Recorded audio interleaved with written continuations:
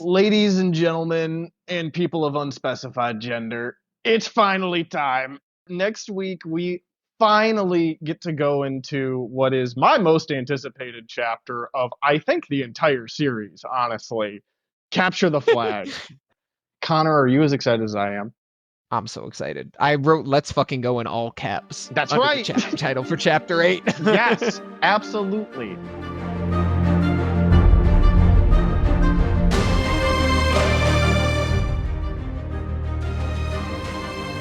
Hello, and welcome to Notes from the Oracle.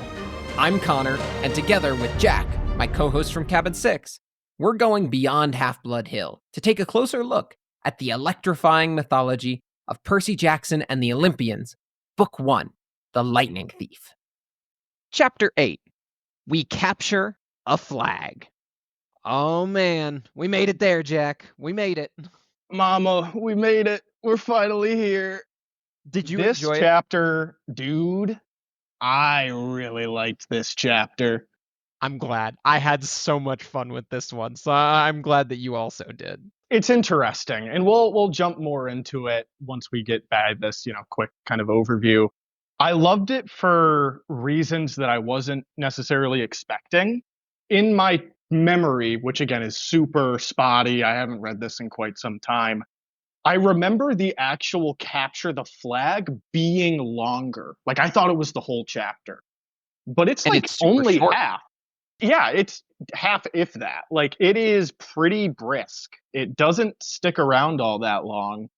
And I suppose it makes sense as to why. I mean, Percy doesn't really do a whole lot for most of it, but the front end of this chapter is a lot more world building and lore dropping, but I feel like it does it really effectively. And I didn't feel like I was just chomping at the bit and wanting it to end so we could get to Capture the Flag. After a certain point, honestly, I forgot this was the Capture the Flag chapter because I just became engrossed in the information that they were dropping. You know what I mean?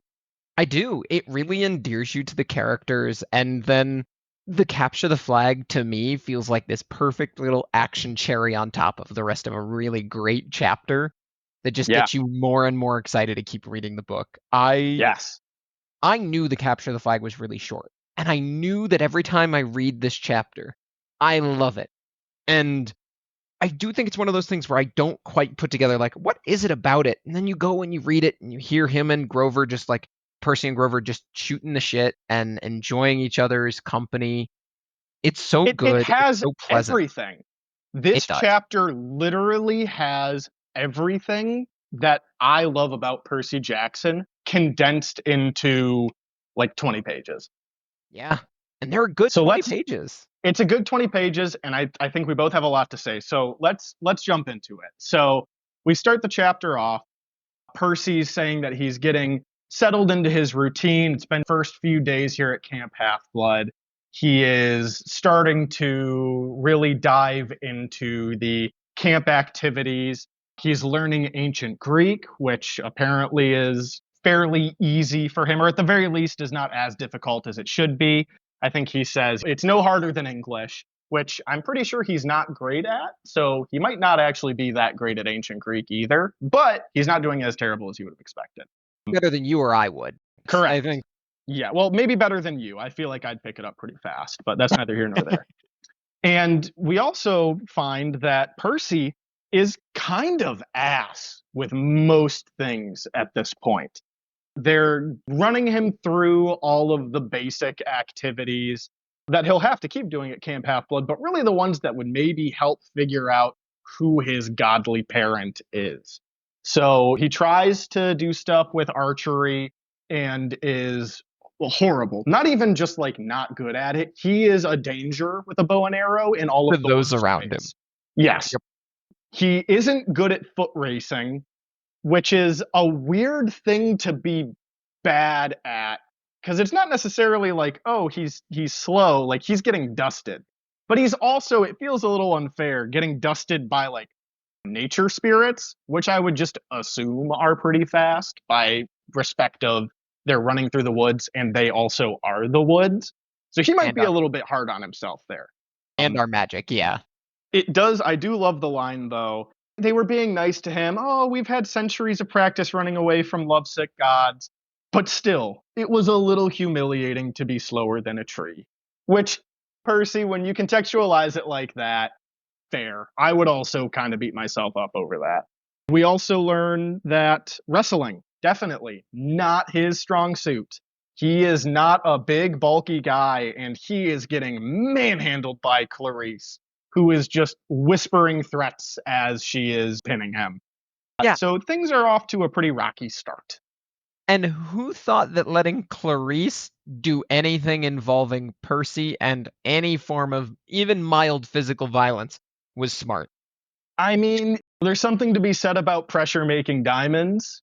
It also makes rubble. So Yep. unfortunately, Percy is more in the rubble category right now.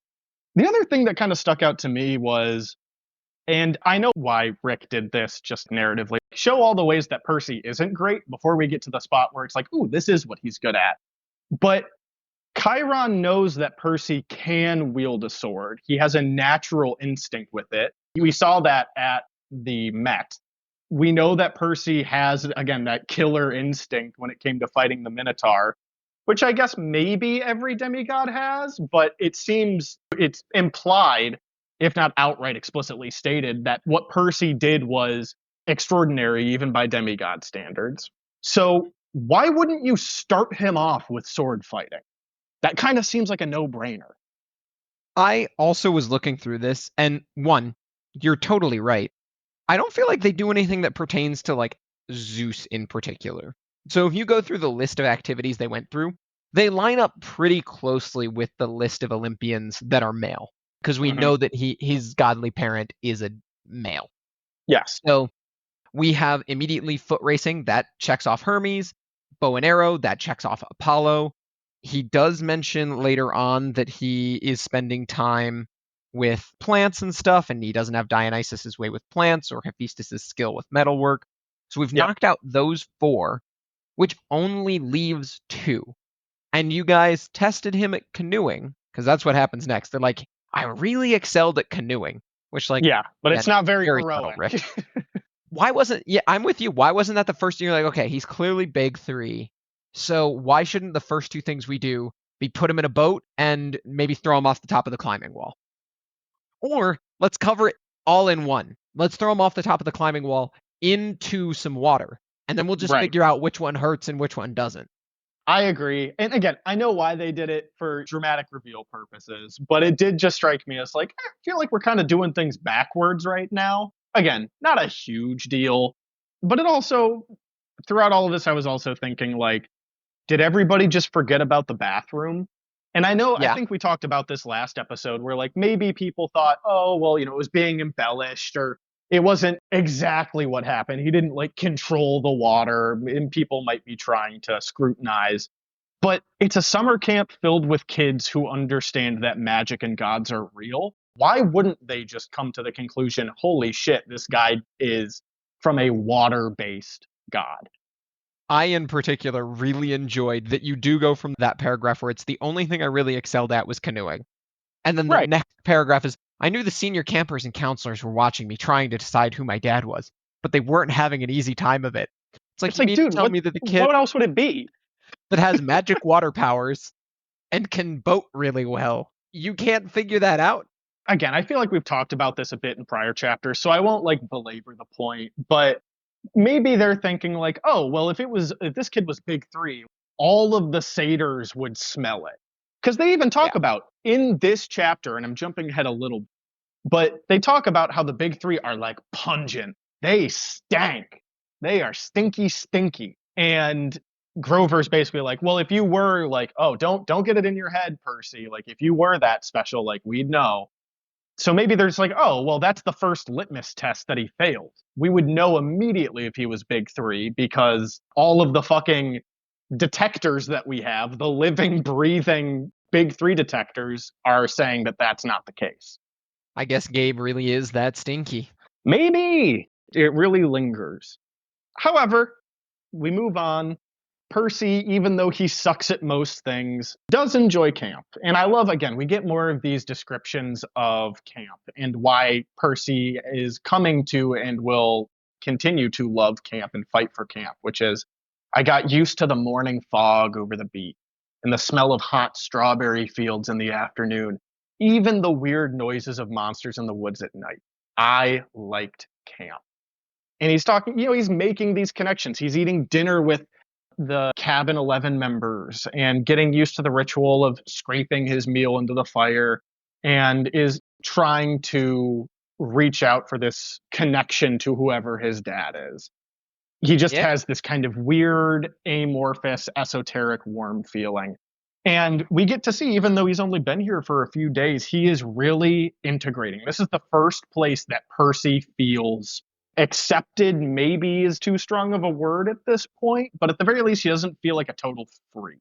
I actually think it's really sweet how much he does start to feel like he's fitting in. I totally took it as all these schools he's been to and just has not found his place.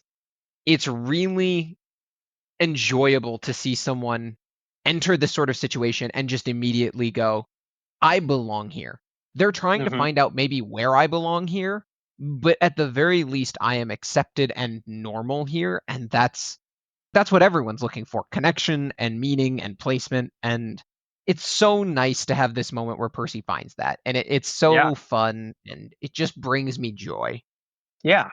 And despite all of these really nice things that he's starting to acclimate to and come to enjoy, he's still thinking about, and of course, it's only been a few days, he's thinking about his mom and is putting pieces together that, all right, if all of this stuff is true, all of it is true, then there's gotta be a way to save mom, right? There's gotta be a way to bring her back. And this transitions into, again, one of my favorite juxtapositions in this book. I don't know if it continues, I would assume it would, but it's the juxtaposition of the beauty and all of the things that Percy loves about Camp Half-Blood, followed by the horrendous nature of the gods as parents. And that even though you're surrounded by all of this natural splendor and nature and beauty and family, you are still alone. You feel scorned by one of your parents. And he says, I started to understand Luke's bitterness, how he seemed to resent his father Hermes. So, okay, maybe gods had important things to do, but couldn't they call once in a while, or thunder, or something? Dionysus could make Diet Coke appear out of thin air. Why couldn't my dad, whoever he was, make a phone appear? It's honestly just saddening, and there's so little that you can add to it because, again, I feel like this comes back to what we've often said about Rick not wasting a single word. This says everything you need to know. Percy understood. We've already set the stage with Luke's kind of backstory. And now it's just hammering home that even as he's feeling like he fits in and comfortable and seen, that even then he's like, the one person who should be seeing me here, who should be going, oh, I've neglected you, let me give you a phone call, just isn't doing it. And we're back on the Luke was right train. Yes. Hashtag Luke was right. It would really feel like, I don't know, a form of mockery. I don't know how else I would compartmentalize that. You can't be anywhere closer to your parent outside of literally going to the top of the Empire State Building, right? The 600th floor, wherever they are, going to Mount Olympus. There's no other place that you could be closer to them than Camp Half-Blood. And still, they don't do anything. They aren't here. It is a willful ignoring of their child or children. And it is sad that even Percy, who might have some level of kind of innate intuition when it comes to things, is a dumbass. This dumbass is putting it together within a span of a few days. Yeah. And I really do enjoy the juxtaposition of starting that previous paragraph with Luke's bitterness and then transitioning into, I've been there a couple of days and I had my first sword fighting lesson. And throughout this lesson, the other campers are like, good luck. Luke's going to kick your butt. Yes. But Luke is nothing but kind and supportive and wants to see Percy succeed. It's really disheartening. He dislikes them the most. He is Mhm. everything that they are afraid of. When they It think is about heroes, they don't get antagonistic. them. Yeah. Yes. He is the most antagonistic demigod. And yet when it comes to other demigods, he has been there, he has seen that, and he doesn't want them to undergo that. This entire section is very like Anakin coded for Luke. That's just what I kept thinking of. This is the guy who is prodigious, especially when it comes to a blade. He is incredibly smart, super witty, a natural charismatic leader. People flock to him, but there is still just this air of darkness and menace and a feeling that he was wronged by the gods and wants to get back at them. And again, kind of understandable. Now, we are also speaking from point of view of we know the path that Luke goes, but even trying to forego hindsight, or I guess foresight in this case, all of the pieces are here. It's just so clear that this guy is haunted and for good reason. Yeah. And again, So I Percy's going through Dark Souls. yes. He's going through Dark Souls. He's getting his ass beat. I think what really sells all of that is the other demigods flock to him. It's Mhm. like you said, he is a leader, but he's more than just a leader. He calls a break, and all of them are like swarming the drinks cooler. It reminds me of 10-year-olds at soccer games Yeah. or base or t-ball. They're all having such a good time, and Luke is there facilitating all of it Yes. because he is haunted, and his utmost goal is not to leave these other children haunted, and that's so special. Hmm. And it just also segues so naturally into like these little details of the natural pouring of the water on the head. It's so good. It's such a solid transition Yeah. into what ends up being. And I really didn't have much to say other than an amazing fight sequence. Oh, This yeah. little moment with Percy sparring against Luke and the final, you know, that surge of energy beginning to fade and knowing he has to go for it. It's so well written. And Mhm. it has you right there. You can feel Percy going, oh no, the energy's fading. I don't know where it came from, but I've got to do something. And then boom, it's Yeah. fantastic. I also love how this is set up. There have been a few times in this book where we've kind of clowned on it for being a little ham-handed when it tries to, or heavy-handed or ham-fisted. I mixed my metaphors there. When it comes to like moving plot along and dropping lore and exposition, this felt so organic, so organic. And I think there's outside of just the action being solid, I could imagine every sword strike and parry and dodge. We get, I think, and maybe this is me, your English major rubbing off on me a little bit. I feel like there's more we can dig into here. So Luke tells everybody, "All right, let's gather around. I'm going to demonstrate this disarming technique. It's pretty high level, it's very effective, and it's happened to me. So I want you all to know it could happen to you." And he picks on Percy. I feel like it's a little bit of hazing. It seems like everybody else has been in that position before. He's got to earn his licks or get the licks in, earn his stripes. I keep mixing my metaphors. I don't know why. It's just what's going to happen. But he does it in a way that it could be interpreted as compassionate. I view Luke as toying with Percy in a way that's a little sadistic. So partially it feels like Big Brother vibes, but it's where Luke says, "All right, this is difficult. I've had it used against me. No laughing at Percy now. Most swordsmen have to work years to master this technique." He didn't have to say no laughing at Percy now. I feel like he said that in a way that primes these already kind of snickering trickster Hermes kids to be like, "Oh, well, now we've got to." Like, now everybody's thinking about laughing at Percy. If they weren't before, now it's prime. And it's followed up by he slowly shows it, and Percy drops the sword. He says, "Now in real time." And he says, "We're going to keep sparring until one of us pulls it off. Ready, Percy?" So he says this like you or I could pull it off, Percy, but he already predicated with "don't laugh at Percy." So there is no shot. There is no permutation in Luke's mind in which Percy actually pulls this off.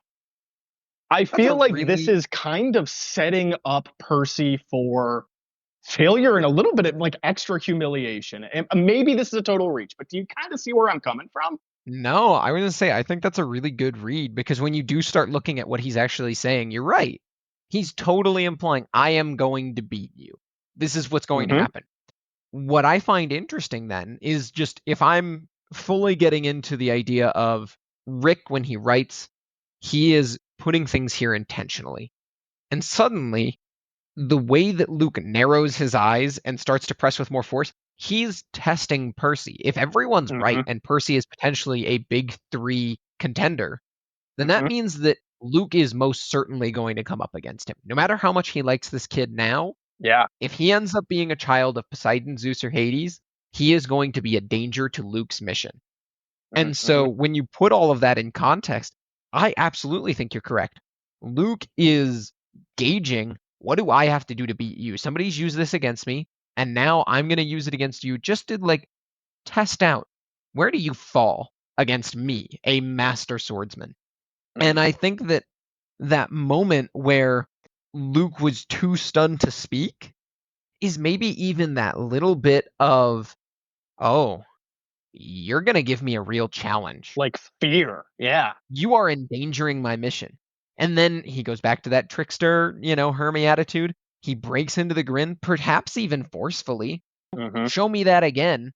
Let me make sure that this wasn't a fluke. And then he's got that curiosity afterward Mm-hmm. where he's like, I don't think that this was beginner's luck. I think something was going on here. And now I have to put together what it was. And he has not Yeah. yet realized that it was the water that Percy dumped on his head. But the moment that he puts it together, he goes, okay, now I understand. The next time I fight you, it is not going to be near water. It is Mm-hmm. not going to be somewhere that you can get the upper hand. And I really like that read, Jack. Interesting. Now, the way you just described it, it gives Luke a sense of, and I don't disagree with it. I actually think I might agree with it more than I disagree with it. Luke is doing this as a sense of he knows that Percy could be this big 3 material and is testing him as a legitimate threat. I read this first as he never viewed Percy as a threat at all. And was, whether he thought he was big 3 or not, I thought Luke was getting ready to dominate Percy in a public forum. And if he did think, oh, this kid could be big 3 material, I don't know that he saw him as a threat. Still, I think he was thinking, I need to let this kid know I can dominate him. And then there's this authoritative position that Luke has ingrained into Percy's mind. If Percy becomes a threat, Luke now has an upper hand in kind of the psychological side of things. But obviously it didn't play out that way because Percy won. Percy disarmed him. You see what I'm saying? I 100% see what you're saying. Mm-hmm. I think that to, answer where I stand on that, I think we're both right. I think when you marry it could those be two both concepts together, Yeah. I think he absolutely was like, hey, if this kid's big 3, this is a great opportunity for me to test him. And Yeah. even if he is big 3, it lets me set, these are my terms. I am going to beat you. Like it could have been all encompassing in terms of his strategy. And again, I think that Rick takes advantage of this one lesson that did not need to be lengthy. I mean, we Mhm. just saw him blitz through 3 or 4 other lessons, some of which might have even included interesting character moments, but they didn't serve the overall narrative. And this one gives us really important context for 2, obviously our protagonist and our antagonist, our 2 most important Yes. characters. And it gives us everything we need to know, sets the dynamic for their relationship going forward for the book. It's phenomenal. Mm-hmm. Now, here And is then- something that I am curious about just before we move on from this section. I don't necessarily think this, but I could see where people stumble into this thought and just wanted to kind of pick your brain on it. This section, because it starts off with, we learn, Luke is like the best sword fighter in 300 years, and he's a prodigy when it comes to wielding a blade. And then Percy, who has like no experience wielding a blade, manages to pull this really difficult technique off and disarm Luke. And it wasn't just when Luke was caught off guard, like Luke started to lock it, but Percy still did it. Do you think that this verges on like Percy's a Mary Sue? I could see how people would think that, but I feel like, again, that argument is undercut very well from like a writing standpoint because Percy gets his butt handed to him immediately Wholeheartedly after agree. again. Yes. And so Wholeheartedly agree. you don't even have to question, where did that surge of strength come from? As the reader, by this point, you've read the canoeing, You've gotten the little, Percy could tell it was a conch shell, and you're like, okay, Cabin 3 literally called out to him. We know he's a child of Poseidon, even if he doesn't yet. So Yeah. we have that dramatic irony of knowing that Percy is a child of Poseidon and knowing exactly where that strength came from. And I think that just makes it that much easier to say, no, there's no way he's a Mary Sue, because he loses to Luke 10 times out of 10 if there's no water involved. Yes. Yep, I wholeheartedly agree. It's just something that crossed my mind, is like, I could see where people come to that conclusion, but I don't necessarily subscribe to that, especially when we've already seen how Percy sucks at most other things. That's what most of this chapter was about. Percy blows. He is not a prodigy or naturally good at the vast majority of things necessary for like being a demigod. It's why I think most people were like, well, he's going on a quest. He's going to die. Yeah. Like, I know we're not there yet, but that does seem to be the general consensus, is that like, oh yeah, he's toast. Now, to Percy's credit, he survived the climbing wall. It was a near-death experience, but he made it out alive. He walked out with a couple of smoking holes in his shirt and the hairs on his forearm being singed off. But now he's sitting with his good buddy Grover at the lake after a very eventful and full day. And I love this scene. There isn't anything super crazy that happens. There isn't anything that I would say is necessarily super impactful. There were no real lines that stuck out as like, ooh, that's quote worthy. But it just does such a good job at building on the pre-established relationship between Grover and Percy. And the fact that even though Percy is surrounded by all of these other people who are, truthfully, on paper, probably a lot more impressive and even interesting than Grover, but Percy seeks him out. They are honestly and truly friends. At this point, I would even go so far as to say brotherly with each other. Yeah, 100%. This is a much longer stretch than the short stint with Luke previously. But I think there's just as much important work to set up their dynamic here, that again, this is just one of those things that you only have time for in the book. Yes. You hope that if they're making a TV show, that they have a little bit more time to show this sort of slowed down moment next to the lake. But I get it. TV shows are complicated. You only have so much time. Movies are even harder, and then you have even less time. This is so important for setting the stage, because you've slowly built up their friendship. And I think that every opportunity you do get the chance to see and go, no, they are great friends. Yes. But this just hammers it home that extra bit that really, to me, sells it. And it's all the small things. Percy is genuinely concerned about Grover's career, which is so sweet. He's a 12-year-old. He doesn't understand careers, but he's like, I just wanted to make sure that like your career's still on track. And it's so it's so kind. It's genuine concern for his friend. What are the chances of you getting a quest? Or me getting a quest? Not great. I'm sorry. I tried to reassure him. It's really, I would say, powerful characterization of these two individuals. And again, that allows us to have a very natural place within which to get more exposition. Finally learn about the agreement of the big three not to have children. After the great battle with the Titans, they drew lots and they figured out who got what is what. And they go through all the myth and stuff, and it just works in very naturally. They explain, oh, Hades doesn't have a cabin here because he doesn't have a throne on Olympus. They don't have to explain it word for word, but okay, Hades isn't an Olympian. Yeah. This is providing the context for when we go to the underworld in this book. And now we'll know why Hades is spiteful about it. And it's, again, really well worked in to this whole thing. I just love it all. I will briefly take us aside before I give you a chance to comment. Did your parents ever make dumb jokes about underwater basket weaving? Yes. Oh, absolutely. So when I heard, I think I know exactly where you're going, where Grover stared into the water and said, basket weaving must be a nice, useful skill. I also thought he was specifically talking about underwater basket weaving. I don't know if you thought the same thing at first. Oh, it does. I mean, Jack, it says we sat on the pier watching the naiads do underwater basket weaving. Oh, wait, did I totally skip over that? It's at the top of page 112 for me. And I just thought that that was phenomenal and deserved to be Oh, called out because this is the only time where I think the underwater basket weaving joke has been legitimately funny in my yes. entire Oh my life. God. I totally glazed over that. I was looking at the bottom of 112 when Grover was staring into the water and saying basket weaving must be a nice, useful skill to have. My I thought it was like Intuit the joke of like, oh yeah, Grover does basket weaving because he's a satyr. I I'm an idiot. You're I'm an good, idiot. man. Rick literally puts it on there twice and spells it out for you, and Uh, frankly, it's funny both times. oh Like, yeah. that's the real impressive thing to me, and again, I think that's something that I keep coming back to is like, why is this book so fun? Why did this book get so many kids into reading? It's because it Hmm. takes itself seriously at the same time that it can make genuinely funny jokes. That Yes. Look, when I was 12 reading this, that went over my head. Nobody made an Oh yeah. underwater basket weaving joke until I was applying to college. I was gonna say So when going to my mom college. read this book to preview it, she probably read that line and thought it was fucking hilarious. Yeah. Good call out. And thank you for pointing me to the actual original joke at the top of the page that for some reason I just totally glazed over. Hey, it's not like you missed a goddess or anything. True.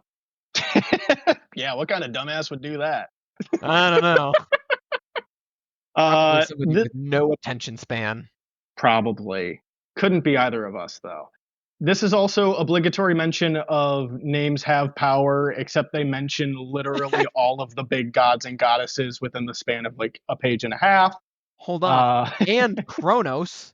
And the most yes, evil they're person to have ever existed, going presumably. above and beyond with the names that they're invoking. Again, we've beaten that to death, but I just am obligated to mention that. I highlighted it just to point it out. Yep. We also, yeah, I love how it talks about the politics of the godly world. And again, I feel like it does do it in a very natural way. These are all, it makes sense that Grover and Percy are talking about these things now, especially now that Percy has a bigger context for the world that he has been thrust into. But this is where we learn more about the swearing on the river Styx between the big three. But we also learn that World War II was a war between Zeus and Poseidon on one side and the children of Hades on the other, which I would think heavily implies that Hades' children were Nazis. Correct. Yes. I don't have anything to add. You are just correct, which only makes it more complicated and worse, I Yeah. think. Uh huh. Yeah. That's all. But it's very interesting that in this young adult fiction book, they're like, yeah, they're some of these guys were just straight up Nazis. Like, way to paint Hades in the worst light possible. I Like, mean, yeah, yeah, his I kids guess were the maybe that Nazis. is. I wouldn't say yeah, and maybe that's just setting up appropriately the you need to think Hades is a bad guy Uh for huh. most of this novel. And if we say, yeah, Hades was probably, without saying it deliberately, Hades was probably a Nazi, you go, yeah, I bet he's evil. Uh huh. Which, like, it's effective world building. It fits in the world and it gives you some context.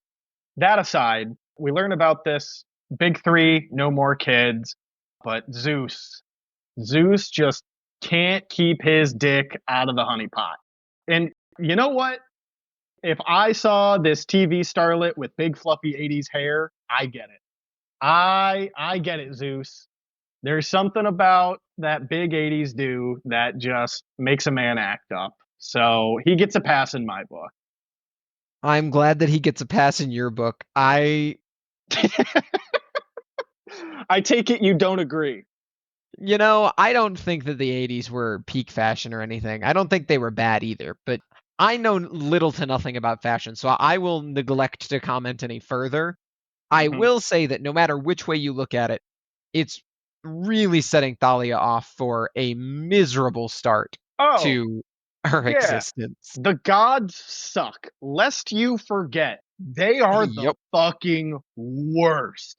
And I love how Grover just outright says it. He's like, yeah, Zeus fell off the wagon. He fucked this TV actress lady. They had a child named Thalia. And, the River of Styx, real serious about promises.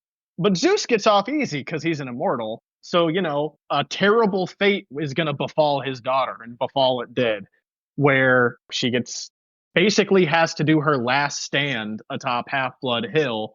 And then Zeus takes pity on her as she's dying and turns her into a pine tree.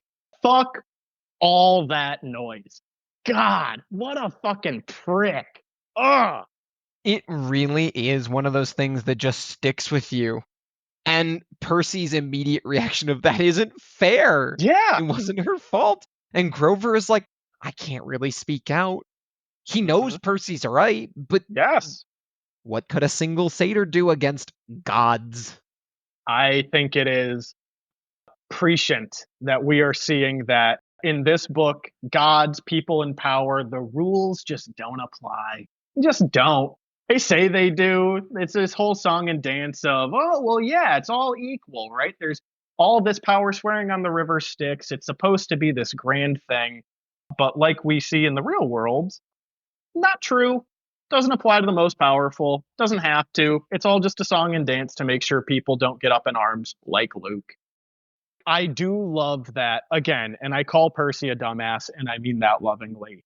Percy picks up on this injustice like immediately. Pretty much everything that's wrong with this system, he's on it. He sees it, he clocks it, and calls it out. And I really do love that about his character. He might be a bit foolish and kind of an airhead when it comes to other things, but his ability to sniff out what is outright unfair and total injustice is one of my favorite attributes of his. It's what makes him such a compelling protagonist. Like, most certainly. He just will not stand for it. And it's so good. And I would say that that's also the same thing that immediately gets him to, if all of these rules are out there for us, there has to at least be a way for me to exploit them, right? I'm going to go to the underworld and I'm going to get my mom. I'm not going to say it, because if I say it, the gods will get mad at me. But Yeah. I'm figuring it out. It's that intuition. He's got something always just going through his head that's like, that's important. I should take note of that. I should take stock of that. Yep. It's really entertaining. Yeah. And I love, as this just horrible story is told. Again, it's a reminder that what happens to Thalia happens to an 11, 12-year-old, a child, properly a child. And when I read this as a kid, I was reading about somebody who was older than me or about my age at the time. But reading this now, I properly can understand how young that is. Yeah. Horrifying. Which makes it even more sickening. All three kindly ones, so she's got the Furies after her, and a horde of hellhounds are just overrunning her on Half Blood Hill. And she's holding them all off, right? Which is just a show of her legendary strength, the strength of being a child of the Big Three at such a young age, which makes you wonder, what would she be able to do, or what would a child of the Big Three be able to do if they actually did mature and reach adulthood? It just contextualizes stuff without drawing explicit attention to it. Yeah. Part of all of that context, too, is you hear this story from Grover's perspective, and he hasn't told Percy yet that he was that satyr. But you can hear it in his voice, that he was there. And I hate for Percy that he has to feel guilty, like he's not good enough. And it's just painful because he did save Grover. Yeah, he couldn't save his mom, but he managed to save another individual while fighting off a Minotaur. That's not a small undertaking. Not at all. It's very impressive. And I love, this is something that Rick does that I don't think we've mentioned. And he does something where Rick will lay out his page in a way that draws attention to certain lines or punctuates statements. And he does it here. For me, it's page 115, where it is Grover is going through the whole story, and he finishes it. He said, as she died, Zeus took pity on her. He turned her into that pine tree. Her spirit still helps protect the borders of the valley. That's why the hill is called Half Blood Hill. And then, new paragraph, I stared at the pine in the distance. New paragraph. The story made me feel hollow and guilty too. And I just love how Rick takes that beat. Because he could have put I stared at the pine tree in the distance right before he put the story made me feel hollow and guilty too. It would all flow together. It would make sense. But I love that he took that as like, you have to read Percy putting these thoughts together. You mentally also have to take a beat with him. And I That just think moment. that's so cool. Oh yeah. It's like he had to think and wait and feel that story and let it kind of go through his system. And then he feels that hollowness, that guilt Yeah. all wash over him. Wonderful writing. Page structure is not something that you would imagine has a big impact, but I imagine, especially when you are building for younger readers who aren't going to take that time to pause naturally, that adding something like this will really make a large difference in how someone engages with your story. Oh yeah. Rick does it, I don't want to say all the time, but like even on the last page, page 114, with just thunder boomed once they talk about swearing on the river Styx. Mhm. Paragraph explaining the oath, then take that beat, thunder boomed, there is something important, powerful in that statement, and then move on. It adds so much to the flow of the prose, and it's something that I think Rick really, at least in this book, leans into, and I seem to remember does throughout the rest of the series, which I always just really, really enjoyed. And to keep just piling praise on this chapter, another beautifully natural transition into more plot relevant stuff. Percy is Yeah. thinking about mortality. He's thinking about a girl my age held off all these monsters and saved people and is still protecting the camp to this day. I wonder if I acted differently. Could I have saved my mother? Boom. Now we're going to talk about the underworld. Seamless transition. So well done. And another seamless addition to that conversation is the way that Grover just casually lists Houdini as a child Yes. of Hades. Well, not a child of Hades. He had gone on a quest to the underworld. Oh, sorry. Yes, had gone on a quest to the underworld. Mm-hmm. Although, you know what? Escapism, that feels more like a Hermes trait. Yes, I that was going to be my next thing. I feel like that's definitely a child of Hermes. Yeah. The other one you could maybe go with is Hecate, but then he would have had more real magic, and he probably Yes. wouldn't have died the way he Yep. died. His Whoops. probably wouldn't have had his liver rupture. Yeah. Yep. But all of that just works in so naturally. Percy's guilt is so incredibly natural as well. And again, I like the way that he interacts with Grover surrounding it. Grover studied me. I hadn't persuaded him that I'd really dropped the underworld idea. Mm-hmm. But Grover's also not going to like really try and convince him not to. And I like that about him. Grover understands that that is giving Percy hope right now, and that's not something he wants to take from his Yes. friend. Yep. He will lay out the facts as they stand. People have gone to the underworld and they've come back from the underworld, but they have never returned with somebody from the dead. And I do like that Percy, not a great liar. It's just, has it somebody returned from the dead? No, never. Orpheus came close. Percy, you're not seriously thinking, no, I lied. I was just wondering. Anyways, so a satyr always assigned to guard a demigod, huh? And Grover's just like screaming at him. I hadn't Yeah, persuaded him. But he moves on.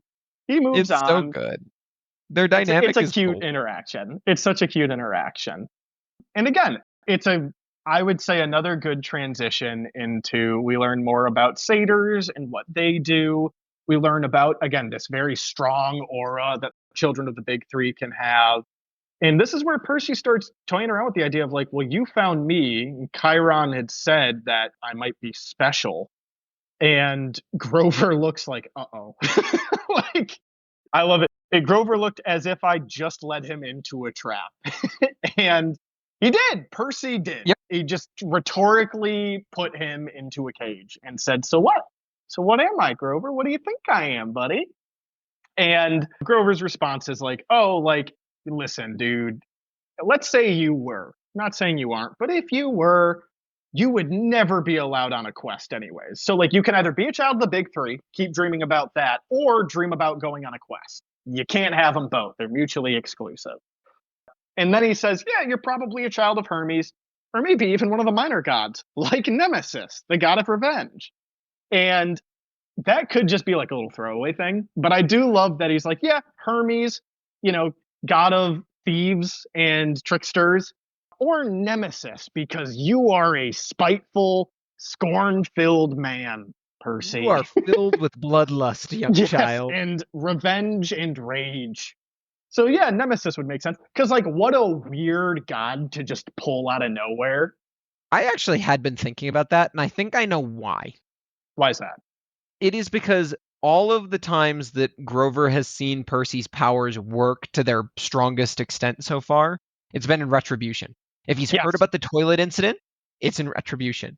If he remembers and thinks about the fight with the Minotaur, his mom was in danger. Retribution, revenge. Mm-hmm. It doesn't not fit naturally. And again, he is Oh such a yeah. total hothead that It like makes Percy's sense. been angrily arguing with Nancy Bobbitt all year. Yeah. Grover's like, mm-hmm. That would make Oh, sense. I totally agree. I was thinking about all the encounters he had at Yancey Academy too, and like it makes sense that Grover would be like, you know what, Nemesis, not out of the question at all. Not the least In likely fact, thing. we've got a pool going. There's a lot of money on Nemesis, so I like to imagine all the camp counselors. oh, are you kidding me? If I was a camp counselor and there was a new demigod that showed up, I'd absolutely be taking bets. Not one of 100%. them is like, he was great at canoeing. He's a child of Poseidon. They're like, nah, There's that's gotta be crazy. one. There's gotta be one. And it's probably a child of Athena that we never hear about, but it's gotta be. Just shaking their head like, you guys are so You guys out of really, it. all the Out of water touch. shit? Yeah. But Oh my gosh. Connor. It's finally time. At All of this last. chapter has been phenomenal. The lead up has been great. And it's been so good that we may have forgotten what this chapter's all about. It is time for Capture the Flag. Oh, and time it is. I don't think that I even really need to describe or read the passages. I can see in my mind's eye them running in with the two flags, a bunch of Mhm. kids in the Greek armor. It's so cool. This is It's what so I wanted fucking summer cool. camp to be. Yeah. Like, this is what summer camps should be. Oh, yeah. It is the energy just like sparks from the page. It is so Perfect. hype. So hype. And another wonderful transition into the kind of inner workings of the camp and also the interpersonal relationships between the cabins, which for me is one of my favorite things with Camp Half Blood, and Capture the Flag really emphasizes it. There's politics, there's politicking. When it comes to Capture the Flag, there's alliances and truces and bartering and trading, and there's a lot of moving pieces that go into this. And it's so, so cool. So, I am going to make a mhm, weird comparison that I think yes, you will enjoy because I think this is why Capture the Flag scratches the itch, at least for me. Jack and I in the past have played a game called Diplomacy. And for those of yes. you who like board games, who like history and kind of war games, Diplomacy is going to be your game because it is brutal and ruthless. The game mechanics are actually incredibly simple, It's like an but easier it is risk. all it's like an easier risk, but it is so much harder because it is therefore all about the interpersonal communication. Yeah. And this feels like the opportunity to have just an in real life at this summer camp idea of what that would be, building those alliances, trading this for that. Oh, it's so fun. And that's what it makes me think of, right? Is they are getting, in a weird way, and I'm sure entirely intentional from a camp standpoint, they're getting war games training. Yes. This is saying, hey, Oh, when you yeah. have to make quick decisions on the battlefield, you will want to rely on a plan and your compatriots. And so you will need to learn to make sacrifices to get the people that go on a quest with you to be more closely invested in your success as Hmm. well. And Oh, it's all well it's done, and training. it's so exciting. It's training. This is you're at practice, Connor. I know you played soccer. This is the coach finally blows the whistle and says, "All right, we're going to scrimmage." And it's everybody's favorite thing, right? It sure is. This is we're going to put all the fundamentals to use. and we just want you to fucking tee off against each other. Let's see what you got. And it's the most fun, but it is also what could be, some of the most important training, right? Like we're going to start using shit actively in once it's game time. This is what it's going to be like. And I mean, I played soccer when I was younger, and it definitely, there was that, thrill of like, thank God we don't have to do drills anymore. Yeah, Like we can we could do play the real fucking deal. game. Yep. I love how we get more of Luke and Percy kind of talking about what this is and how this works. And as Percy is learning, we're learning along with him. So I love that it's two banners, one for Ares, one for Athena. Percy's like, so are Ares and Athena always the league teams? And Luke says, not always, but often, most of the time. And we start learning about these cabin relations, these god to god and gods to goddesses, interpersonal relationships, and what the teams are for Capture the Flag, at the very least this time. And we learned that Hermes made a temporary alliance with Athena, and Athena has made one more alliance with the Apollo cabin, and that's it. It's Athena, Apollo, and Hermes. Now, granted, Apollo and Hermes are the two biggest cabins. They have the most people in them. But if you're looking at it from kind of a bird's eye view, they don't have a whole lot of diversity. It's Athena, Apollo, Hermes. Whereas Ares, it seems like, has kind of strong armed just everybody else to be on their side. They're not just Ares, which has, it's a pretty big cabin. They've got about a dozen massive meathead kids, but they've also got Dionysus and Demeter and Aphrodite and Hephaestus. And I feel like this alone, just the setups of these teams, says a lot about the leaders of each of these teams, right? Absolutely. I mean, look at who Athena cabin pulls. Medics and Yep. the fastest kids at camp. If you Well, have a not plan, just medics, but archers. Like they've got range and they've got healing, and they have, Hermes, super fucking fast, great for running through the forest. so you've got a plan, you've got speed, you've got range, and you've got healing. And I do think when you start looking at like, okay, yeah, Ares has all of the camp cabins that can do actual magic. Yeah. That is the brute force solution. Like, if you're in Ares cabin, you're going to take the brute force. I'm just going to hit you harder. It's in the woods. We'll take the Dionysus kids because they can do plant magic. We'll take the Demeter kids because they can do plant magic. That'll work. That'll do the trick. And at the very least, Aphrodite, they secure allegiance of the Hephaestus kids, right?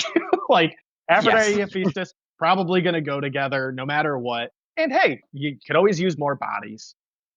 So it's cool that it shows these familial kind of bonds that are there. And I also love, again, Hermes, it's specifically a temporary alliance, right? They are bodies for hire. Who's offering the most? And that makes sense for Hermes. They fluctuate the most. All very well done. And then, of course, we get the rules, which is the creek is the boundary line. The entire forest is fair game. All magic items are allowed. Blah, blah, blah. More stuff. No killing or maiming allowed. So let me get this straight. You are allowed to use a souped up, glorified cattle prod, but also don't hurt anyone with it. Yeah, well, they're going to lose dessert privileges. It's not like it's a disqualification. It doesn't say, if you do that, your team loses. It's just, it's not allowed. It's a rule. Try not to. There's another little line here where it's Luke explaining the temporary alliance. And it's Percy looking at him. And it says, he gave me a sly look as if he knew something I didn't. The scar on his face made him look almost evil in the torchlight. And again, it's a very minor thing, but it just adds to this air of menace that Luke has been cultivating, this kind of sinister nature that he has. Just a little something that I noted that I wanted to throw out there. Yeah. And you know what? The reason he probably looks almost evil is because, of course, we know later on that the hellhound that attacks Percy, Luke summoned that with every intent to cause chaos. Yeah. and Oh, hopefully get a he knew quest something. undergone. Yeah, he knows something, all right. That's It's what the sly look it's is. He's already mhm. won. Yes, precisely. But yes, we learned the rules. We learned that once again, Camp Half Blood, what is supposed to be a bastion for demigods, is actually one of the most dangerous fucking places in the world. And I love how Percy's looking at the weapons and armor, the actual military grade armaments, and says, "Whoa, we're really supposed to use these?" And Luke looks at him as if he were crazy and says, "Well, unless you want to get skewered by your friends in cabin 5, here, like you take them." Yeah, You dude, can it's to carry a protect shield you or from you can them. get skewered. Yeah, like get with it, man. This is real shit. Let's say we all do gentleman's honor and don't use any of these. You know who is? Clarice, and she's fucking gunning for you, man. Yum.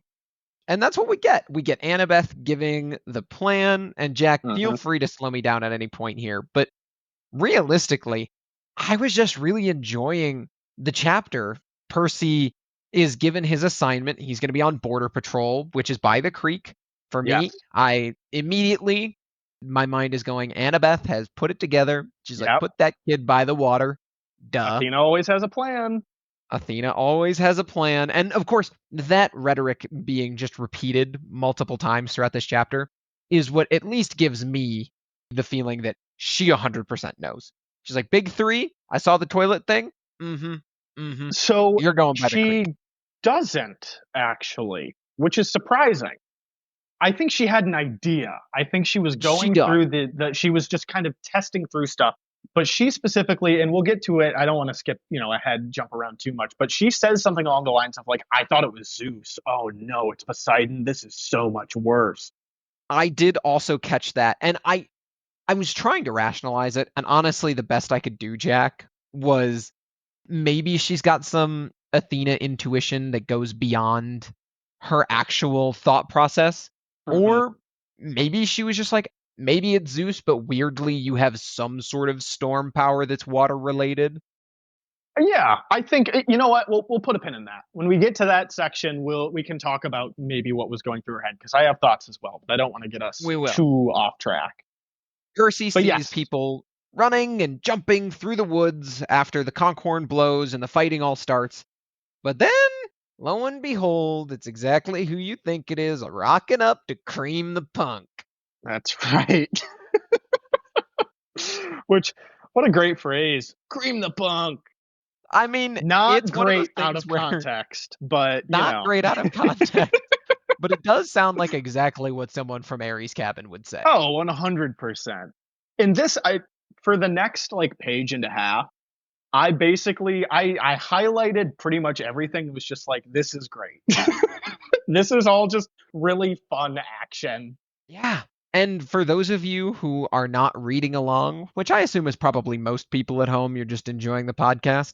If you're going to read one chapter here or there, I'm this is one begging of the you. ones I would say go I'm and read it. begging you read this chapter.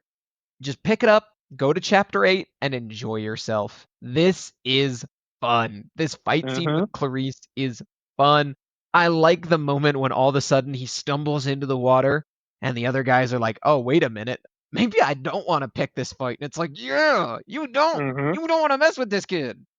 Yeah, we get introduced to a few things, right? We knew magic was a thing. We knew that magic items kind of were a thing with Riptide getting tossed to him. It used to be a pen, Yep. turns into a sword, right?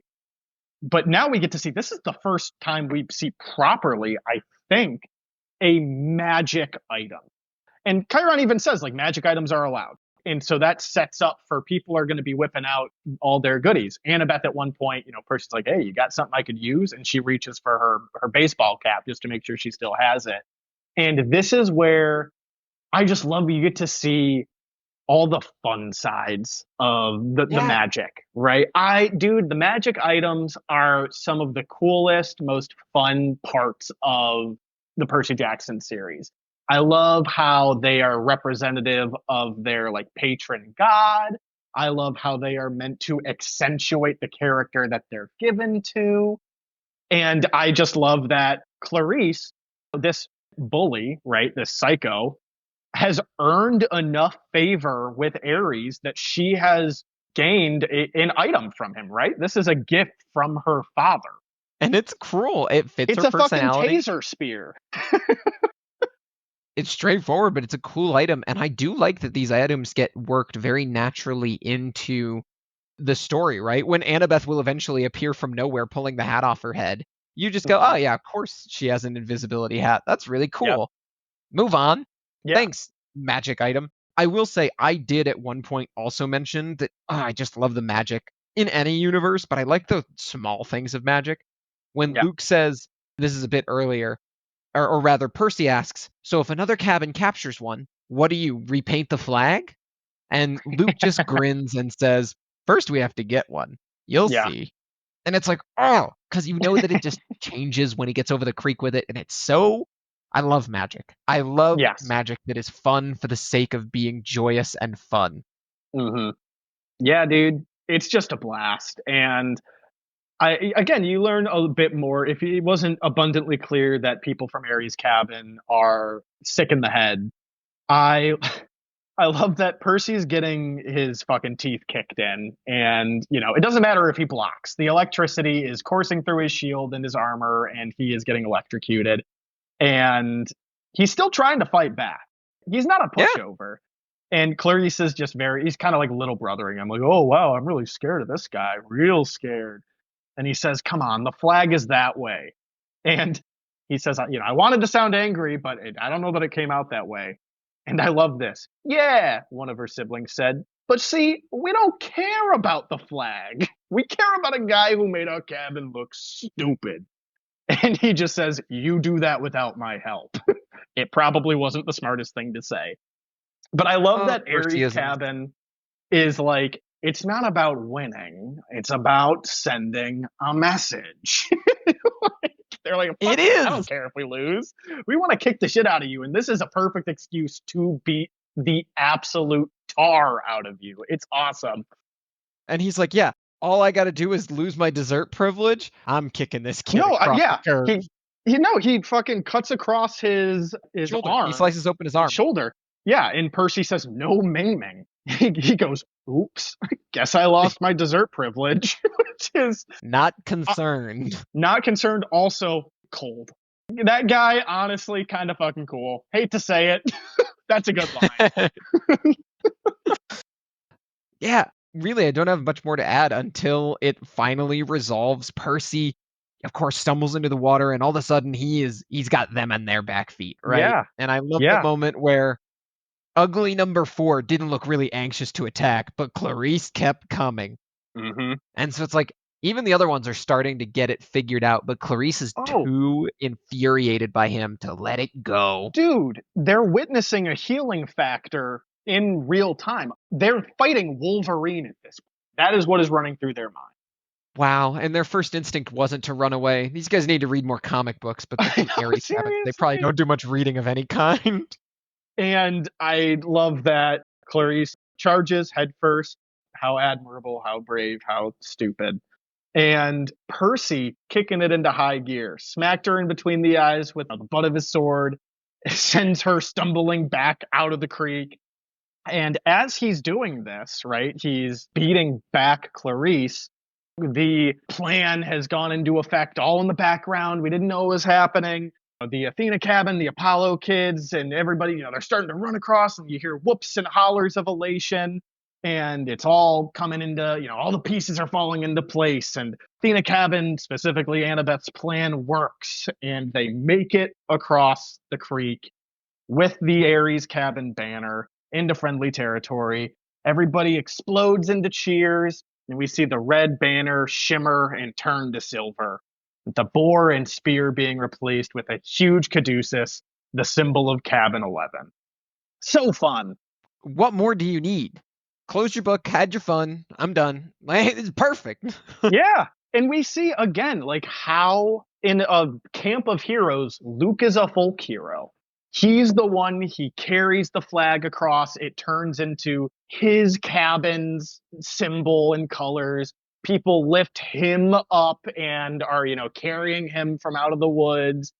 And there's all this celebration around obviously Annabeth's plan, but Luke being able to execute it. Yeah. And it's just, it's so sad to know what happens. And for everybody at home, I'm so sorry if I'm repeating myself when it comes to Luke, but I just love how his character is done so, so much because it makes his downfall that much more tragic. And it also makes it a lot more understandable when people choose to follow him. Honestly, I'm surprised more people didn't. Honestly, I totally agree. And as you were saying that like this is Luke's folk hero moment, it looking back at a lot of this chapter, even though he doesn't feature for very long, I mean, we spend far more time conversing with Grover, but this feels like Luke's chapter. Uh-huh. This feels like he earned every moment and little victory that he had, and you're just like, yeah, I like that guy. I'm rooting for that guy. He's Yeah. he's bringing an energy to the page that just jumps out at you, and it makes you sympathize with Luke. It makes you, the reader, agree with Luke. And I think that's where the writing really stands out. And I think that is the point you're making, and I just really agree with it. It's phenomenal. And amidst all this jubilation, this is where Annabeth, very nonchalant, not bad hero, with her invisible cap Yup. on, asking, where'd you learn to fight like that? And she already, again, she has an idea that this guy is Big Three material. So she's saying all of this like knowingly. And I love that Percy gets mad. He gets pissed. He says, "You set me up. You put me here because you knew Clarice would come after me, while you sent Luke around the flank. You had it all figured out." And Annabeth just shrugs. Ice cold. Yep. "I told you, Athena always," and then she emphasizes, "always has a plan." And he just says, "A plan to get me pulverized." Oh, I love these two. It's so great. And I love how she's like, That's I all I have came to as say. fast as I Their could. interaction is so perfect. He is the Yeah, hothead. He's like, "You were just gonna let me die," and she's like, "No, I wouldn't have done that. You just had it yeah. handled." You had it figured out. Like, You didn't need the help. And she looks at the arm, right? And this is where we see like, yeah, there was a sword cut. It's not there anymore, dude. Like, look at your arm. you are And magic. I saw healing factor, and I said, "All right, he's fine." yeah, and it's very, again, it's Wolverine healing factor. The huge cut was just this long white scratch, and it's fading. It's like it never happened. And Percy's kind of like freaking out. He has no idea what's going on. But I love that Annabeth, even Percy could tell she's thinking really hard. Percy, I love it. He said, "I could almost see the gears turning." Something clicks. And she looks down at his feet and at Clarice's broken spear and says, "Step out of the water, Percy. Just do it."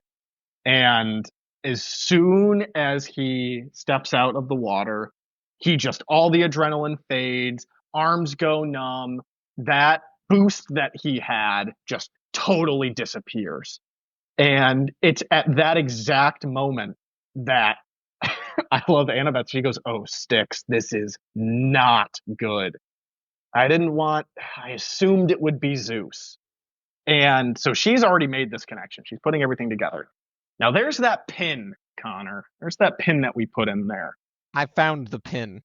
Okay. Jack, and I would love to hear what you have to say, Yes. because what I have to say is very short. After all you saw, how did you just put it together now? Everything I was like, okay, I was really like, I'm sure she knew the whole time. She knew. And I had forgotten I wrote this in here. But literally all I have written next to this line is in all caps, after all you saw, how? Yeah. I don't know. I'm I gonna leave it be. Whatever. uh I have to go up to bat for my sister. Okay. I have to. Because she's always right. As we've covered, she's always right. Even when she's wrong, she's right. Here's my thought. I think that she intuited, okay, the only children of the big three that we really know about in any recent context is Thalia, child of Zeus. Zeus is notably the horniest of the big three, right? Poseidon's he's second place, but like Zeus Oh takes yeah. the fucking cake. He's running around and boning literally whatever he can. So, all right, the likelihood of it being Zeus, pretty fucking high. In comparison to the others, that's probably the most likely. Percy is good with the sword. He seems to have a good sense of combat and definitely godly reaction speeds. Okay. He came in while it was storming. Storms seem to be following him. There's been these weird weather fluctuations. Okay, maybe that's an omen, a portent of this is a child of Zeus. But let's put that aside. Maybe she's like, well, we don't know for certain. Maybe I'm not getting as many Zeus vibes. Maybe she was hoping it was Zeus because children of Zeus and children of Athena would work very well together. So she is covering her bases by putting him on the water's edge. Few things. Here's what they can figure out. One, he's out in the open. He is going to be forced into a combat scenario. So he is going to have to test himself. And if something was going to happen, it would happen then. She was right about that. Two, he is nearby some of the most important environmental aspects of the big three. He's nearby a river for Poseidon. He's in a clearing for Zeus, right? So he's got open air. And then obviously Hades is Hades. The ground is on the ground. Right? Yeah. I also like to think that she knows what Clarice is packing with this kind of lightning electric spear and is thinking, all right, if he is a child of Zeus, he might be able to handle or overload or do something with the electricity. Maybe. Oh my gosh, Jack. She looks down and sees the spear cut in half, which means that he wasn't drawing the healing factor from the electricity at that moment. And that's the moment she knows, you're right. Yeah, that and the water and everything. All of the necessary pieces were there for her to finally intuit and come to an answer of what the fuck this kid was. Whether it was a child of the big three, who it would be within the big three, or, God's forbid, he wasn't actually big three material and he's just a nobody. Yeah. So I think she was like, well, I assumed it would be Zeus because of all the reason I laid out. I also think assumed could be replaced with hoped. She hoped it would be Zeus. But Annabeth is too prideful and too smart to say that she's going to plan around her own hope. So she's going to intuit and rhetoric her way around hope and make that the answer. Last chapter, we did specifically comment on how some of Luke's comments show Annabeth's hope. And I think that's another really strong argument for, I think you're right. Zeus would have worked far better. And she has experience working with Thalia. So she knows she works well with a child of Zeus. Yes. But Poseidon it is. And no matter which, it's a member of the big three. And so something had to have stirred, and therefore a hellhound from the fields of punishment. Well, hold on. Let's pause for a second, because I think I just made a beautiful case, and I need you to acknowledge if I changed your mind as to whether Annabeth was correct or not.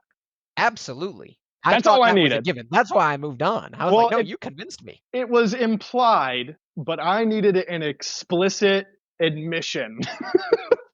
You are right on, sir. I was convinced. The moment that you mentioned the broken spear is like one of the things I was like, oh my gosh, she did in that moment. Like the argument to the hope. No, it's perfect. I totally get it. Wonderful. Now we can move on to the rest of the plot. Well, there's not much left here. The short version is somebody summoned a hellhound. Chiron immediately is like, hey, someone inside the camp is a traitor. We should all be concerned. I do like when Chiron gets into serious mode and Clarice is trying to blame Percy and he's, be quiet, child. Be quiet, child. Yeah. It's like, literally, shut up. You are not helping the situation. Annabeth having figured it out, is like, all right, Percy, you're very injured. Get in the water. Yeah. Finally, we end the chapter with the wounds healing and her going, your father, this is really not good. Yes. Everybody kneels because he's a child of the big three. And Chiron says, Poseidon, Earthshaker, Stormbringer, father of horses, hail Percy Jackson, son of the sea god. Good. What so a good. Fucking finish. Oh, it's so good. So good. And next chapter we get offered a quest? Oh my gosh, we're spoiled. My only edit is I maybe would have led with Father of Horses instead of ending with it, because Earthshaker and Stormbringer hit a lot harder than, yeah, and the father of horses. Kind of knocks Oh, the wind out of the sails. I agree. I wasn't gonna mention it because man, what are you gonna do? But it's so fucking cool.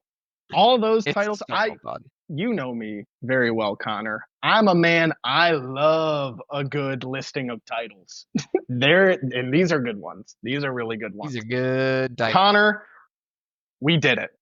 We finally read through the what is The this? Capture the flag. Chapter 8, Capture the Flag. It's the chapter we've been looking forward to. Yeah, absolutely. And yes, did it, before we dive into the myths, I want to know, did this meet your expectations? Were they below your expectations, or did it exceed your expectations? I'm gonna take a little bit more time than I probably should on this answer. I'll Okay. be honest with you, Jack. I was worried that I had overhyped this chapter, that I remembered it too well. And so, for all of my hyping it up, I think I started it.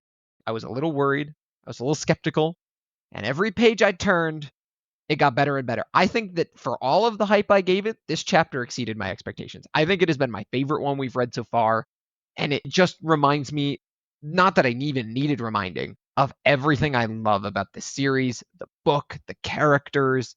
It's perfect. It's a perfect chapter. I agree 1000%. I was also worried that I had hyped it up too much and was going to leave disappointed.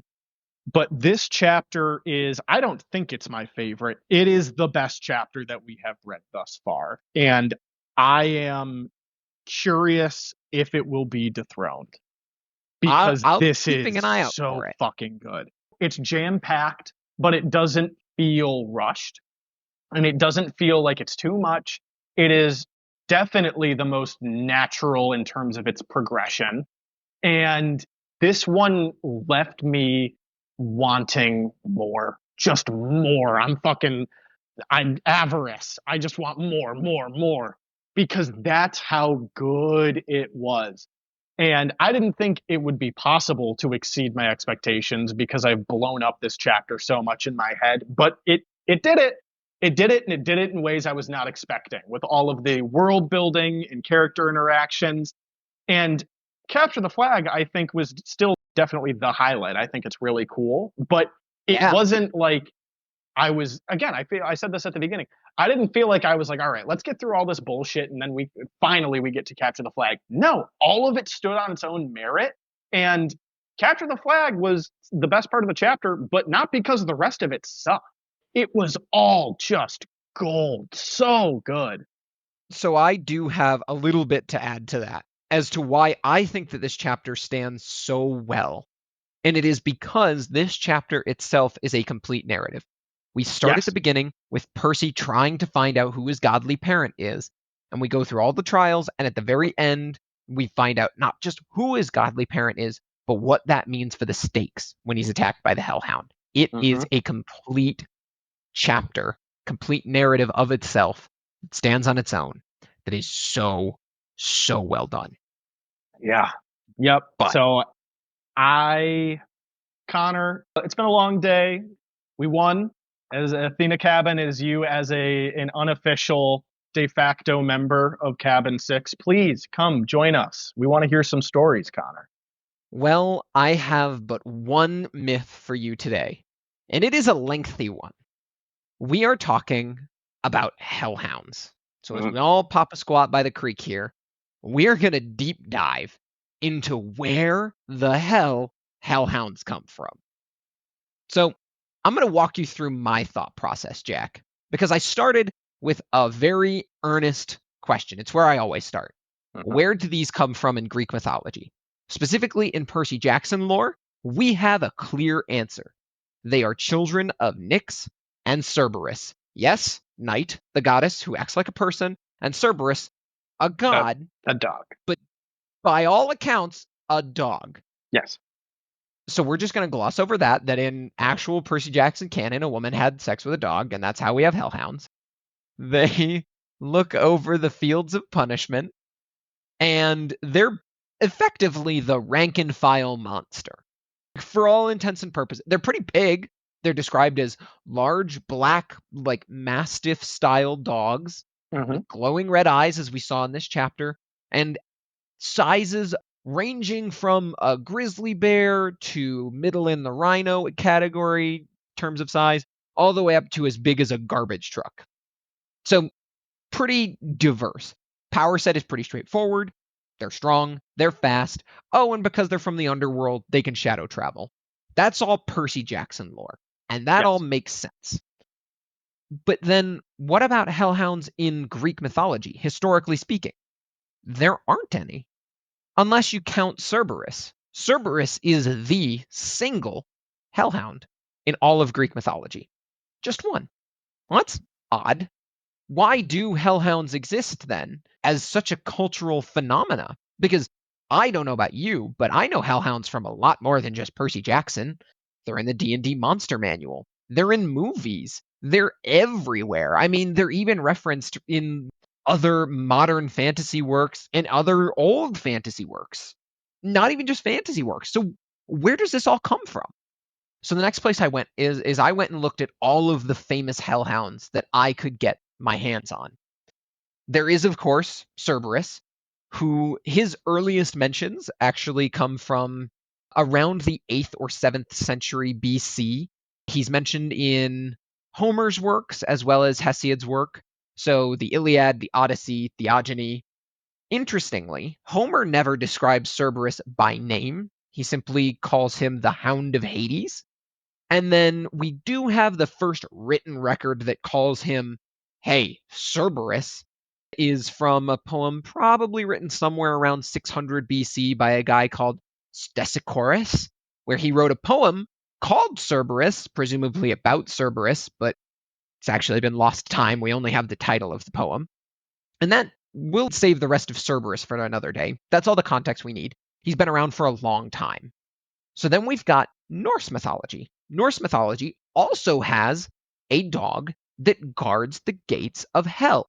Now, in this version, it is, of course, the Norse version of hell, which is spelled Hel, which is both the place and the goddess. But here we are talking about the place. Garmr is the, and I apologize if I'm not pronouncing these correctly. I'm going to say a lot of words that are not going to be correctly pronounced because I'm going to go through a lot of different folklores and mythologies and cultures. Yeah. Garmr Whatever. I'll think less of you, but continue. Garmr is the Norse hellhound. He is the guardian of Hell's Gate, and he's referenced in both the prose and poetic Eddas, which are from written records about 1220 and 1270, but that's not getting into the many accuracy issues of the fact that this Norse mythology was all written down in a post-Christian world, and that these stories were told verbally for years and years and years. But nonetheless, we now have two hellhounds. Well, Albanian mythology, which is similarly from that kind of Mediterranean Baltic region, also has a three-headed dog that guards the underworld, perhaps related to Cerberus, but Garmr, notably, comes from a completely different mythology, from a completely different part of the world with different etymology. There's no chance that these two myths were created in tandem, of Cerberus and Garmr. And then there's more. In English folklore, we have the first written record of a hellhound from around the 11th and 12th century, where the quote-unquote Anglo-Saxon Chronicle, is a book written by Peterborough, or that's the Peterborough version of the Anglo-Saxon Chronicle, speaks of the wild hunt, and notably mentions that hellhounds are associated with the wild hunt. You then start to go even further back into English mythology, and you have, going all the way back to starting with Welsh mythology, you have a god of the underworld who rules over the underworld as Annwn, Annwn, and there are then the hounds, Cwnn, Annwn, or Sunanun, if I'm pronouncing that correctly, which are the hounds of Annwn, or the spectral hounds, like ghastly hounds that form the wild hunt. And in fact, in parts of Spain, the wild hunt mythology has gotten all the way over there, and they have a giant black dog named Urko, who is the leader of the wild hunt. So we've got all these hellhounds. Where did they come from? Well, specifically, Christians eventually went on to call these English folklore black dogs the dogs of hell or the hounds of hell. But that doesn't answer the question, why are there so many dogs associated with death and underworld mythologies, and specifically hell? Because if you keep going, in Hinduism, Yama, the Lord of Death, has two dogs that guard the underworld. It's Sharvara and Shyama. Chinese mythology, in certain minority religions from southern China, has descriptions of large black dogs that can breathe fire, called huoduo.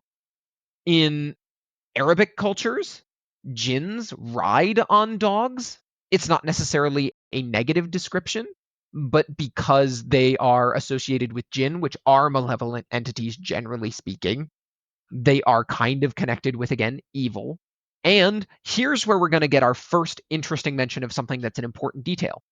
In the Arabic mythologies, the dogs are presumably related to the jinn because jinn are said to roam around graveyards and eat corpses. Hold that in your mind. In Japan, and we're spanning the globe at this point with these sorts of mythologies. I've been In Japan, tracking, yes. we have folklore of the Okuri Inu, or the escorting dog, which is a yokai which resembles a dog and stalks and follows people walking through mountain paths in the middle of the night. And if you take a rest, they will eat you. Again, associated with eating people. There are even more. The Canary Islands have religious beliefs of canine offspring who are attendants of an angry volcano god, which is Giota. And then in Catalonia, you have another one where they have a specific dog, which is named Dip, which is an evil black hairy hound, which is an emissary of the devil. So what do all of these have in common? We started to see a pattern of dogs eating people, or occasionally corpses, because dogs are scavengers. So when humans take a bunch of meat and we stick it in the ground, dogs smell it. And dogs therefore go and are attracted to the grave sites. They dig them up, which is at least for humans, a taboo activity. It's grave robbing, which is inherently deemed evil, but it also immediately associates them with death. The short answer is scavenging is why we have hellhounds. It is because dogs go and dig up our bones and eat our flesh after we die, and that is why we are scared of them and believe that they are bad omens. So a lot of those did include notable, like, hey, it's a black dog. It's an evil dog. So why is it in Percy Jackson then? Because all of this explains why hellhounds exist, but it doesn't explain how it got into a Greek mythology fantasy novel where most every other monster and piece of lore is very carefully connected to the rest of Greek mythology, even if only tangentially. Hellhounds, I suppose, are tangentially related, but as a rank and file monster that you're just throwing into the fields of punishment where there's already stuff, already monsters, why? So I then started to look through modern works that have, like, how did we get to hellhounds being a modern cultural touchstone that we can all just read and go, oh, I know what that monster is.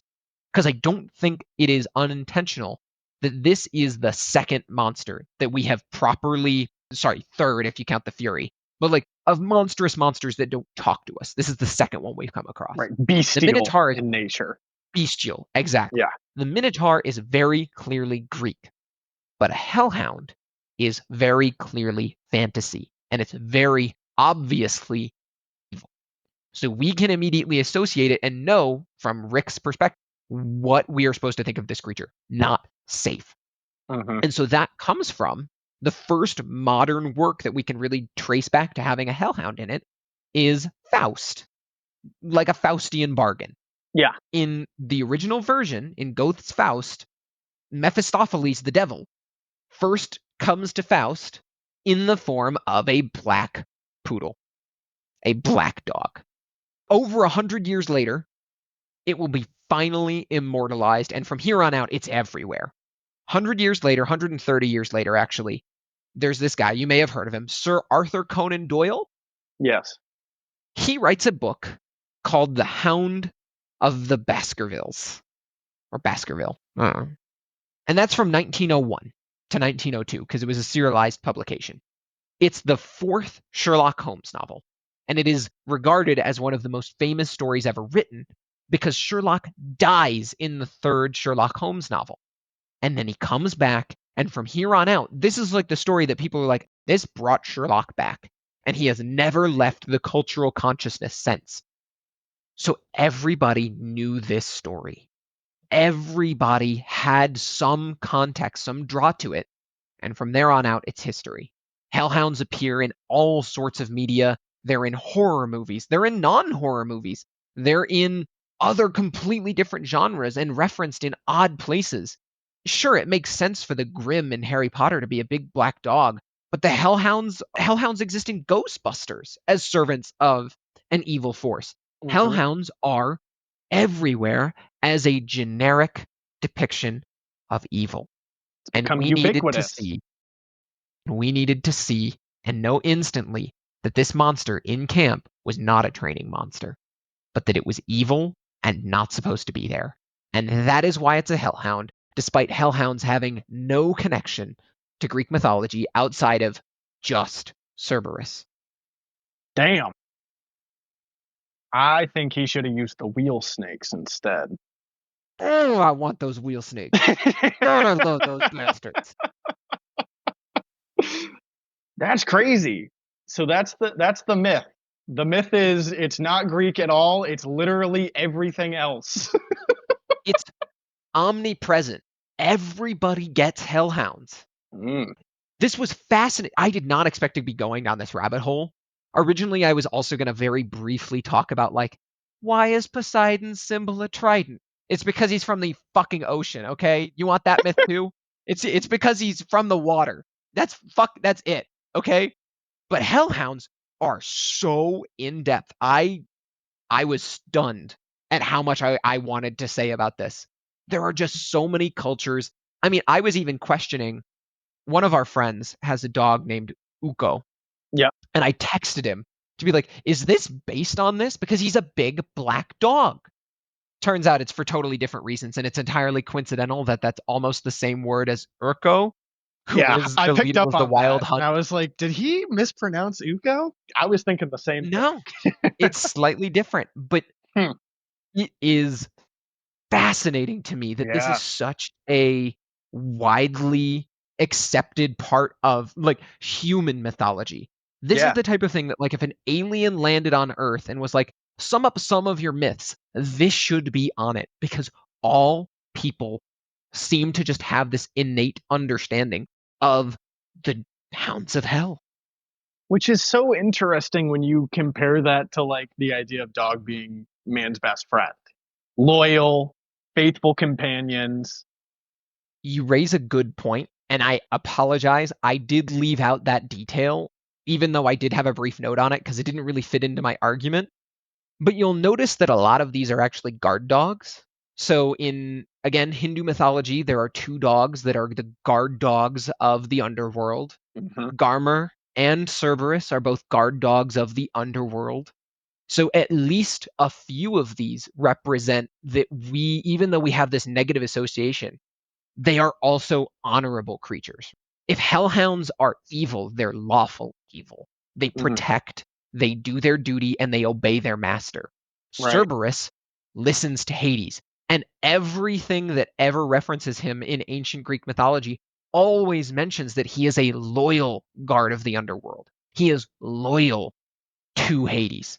Garmer, the Norse one, is also mentioned as being loyal, and in some versions of the myth, actually howls, signaling the start of Ragnarok as he's trying to alert the gods that something is going wrong. Now, in other versions, he gets mixed up with Fenrir and tries to kill some of the gods, and that's probably just mistranslation on the parts of Christians who came many years after and said, I understand this mythology. It came to me in a dream. Yes, yes. But it really is an odd juxtaposition. There's this noble sense that we still associate with dogs, and I think it's Mhm. probably also their importance to human culture across time. That prevents us from letting them just exist as a creature. They have to have some sort of importance. They have to have some meaning. And this is where part of it ended up. Mm-hmm. And that is my rant on hellhounds. I am fascinated that, and perhaps you did say this and it was just, I glossed over it because you were given a lot of other good information, but even just the idea of like the Egyptian god Anubis, right? Isn't his head that of like a black dog? It sure is, and I didn't even feel like it was really relevant because it's not a dog. But Anubis is also listed as another reference to a hellhound. It is another dog associated with death. You're entirely correct. Man, I'm good at this myth stuff, man. Hey, you threw me off for a little bit with the satyr penis and the woman wanting to fuck a bull and the horny snakes. But now we're back. Now we're back into stuff that I can kind of like piece together. Yeah, the only thing horny about this myth is Houndoom. I get it. Because he's got the horns. That was good. What a fucking awesome note to end on, Connor. Great. Awesome. We were having a great episode talking about our favorite chapter, and you're ending on a 5 out of 10 Pokemon pun. Good job, man. Sure am. And that is where we are going to leave you guys. We will see you all next week when Percy is offered a quest. Have a good one. See ya. Thanks for listening. If you enjoyed this podcast and want to support our content, please be sure to leave a review, share with your friend, and follow us on all your favorite podcast platforms. Until next time, this has been Notes from the Oracle.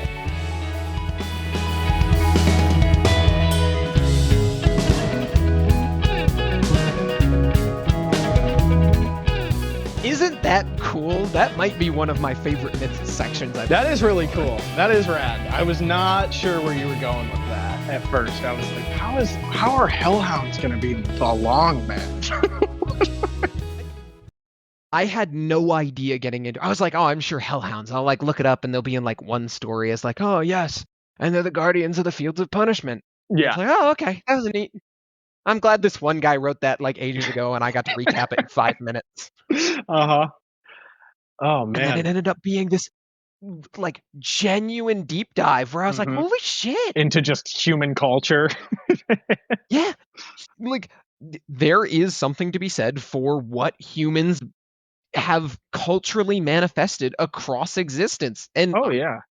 I was fascinated by it. It was really cool. I mean, it makes sense. I mean, dogs and humans have evolved, and dog or wolf domestication. Wolf domestication happened a long time ago. Oh, prehistory. Prehistory. Long time ago. So it would make sense that they are a focal point for a lot of these kind of mythological figures. It's just interesting that specifically it was the death association. Another one that I didn't feel like it was pertinent enough to bring up because you already listed off so many good examples, but like in the original Bram Stoker Dracula, he's a shapeshifter, and he can turn, one of the forms he can take is a big black dog. Oh my God, you're right. I didn't even write that one down because I was so focused on like mythologies and mythologizing. I mean, that's the thing. There are so many examples of it that just persist across history. It's so fascinating. It's so cool. Yeah, that is really cool. Yeah, it's like you said, I had more that I couldn't even fit. I picked the ones that I thought were most relevant, and I also wanted to show cultural diversity. Yep. Because I feel like, especially with this, you can get very Western focused. So that's why I was like, no, even like these random Japanese yokai tie into this idea of eating people, which relates back to this whole greater idea. No, very cool, dude. That was really rad. Honestly, I mean, I know I said it. This was my favorite chapter, bar none. Fucking head and shoulders above my second favorite chapter, which is the one where they were at the beach house. Yeah, chapter 3, which is still great chapter. This one blows it out of the fucking water. I was again struggling finding faults with it, genuinely. Agree.